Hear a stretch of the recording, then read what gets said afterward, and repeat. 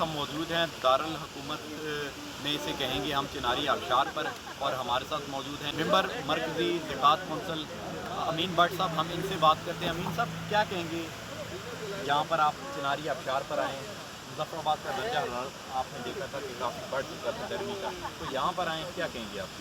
جیسے آج کا جو وزٹ تھا آپ کے ہمراہ، یہاں پہ ہم نے چناری آبشار کا وزٹ کیا.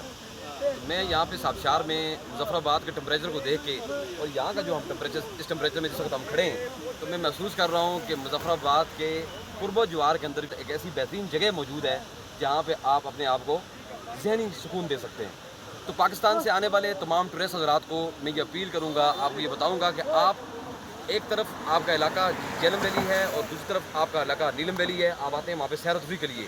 میری آپ کو تجویز ہے کہ ایک مرتبہ چناری کا رخ کیجئے اور اس آبشار کا وزٹ کیجئے.